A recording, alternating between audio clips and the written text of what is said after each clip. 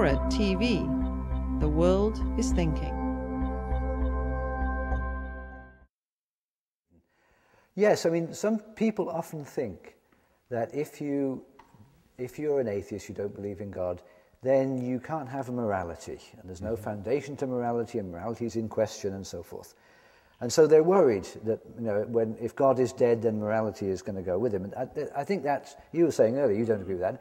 It's amazing to me that people in the current world still think that way, because that view was refuted 2,500 years ago by Socrates in the what's called the Euthyphro argument, where Socrates made the point that you can't define goodness or rightness as what God commands, because the reason God commands it is that it's right. It's not right because God commands it. If God could command it, he could command anything to be right. He could command murder to be right. That is absurd, and we don't accept that.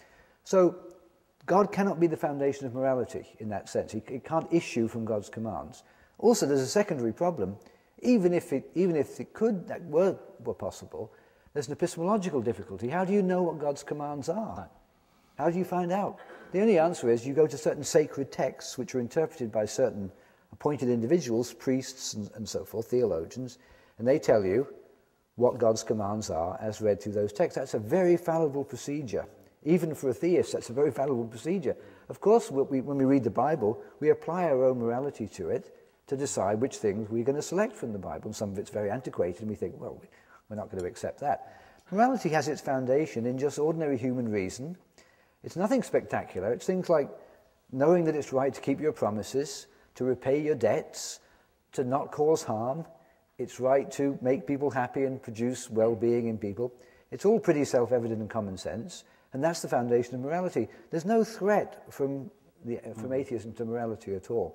And you need morality anyway, and if you're a theist, you can't get around it and somehow think that you can take a shortcut through God to morality. You've got to think about morality critically and come to your positions. It's not that difficult to do, because the basic points are pretty straightforward.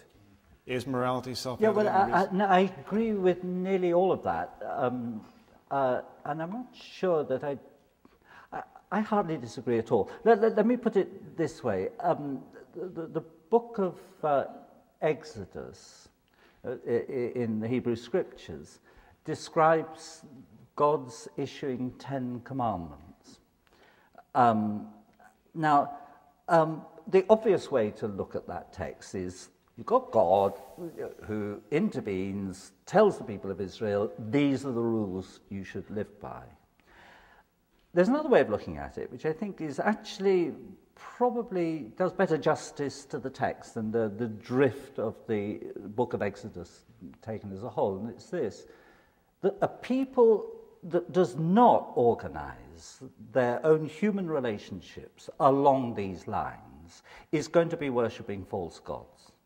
In other words, you've got to get your morality right if you're ever going to get anything right about God, not the other way around. Yes. And that, therefore, one begins to think in terms of forms of society which are organized around idolatrous worship of false gods. Why? Because of the distortions of human relationships which are embedded in those forms of society. And I think that's a much, much better way of looking at it. It's actually a much more Jewish way of looking at things. That you begin with essentially how people relate and what God goes with that way of relating.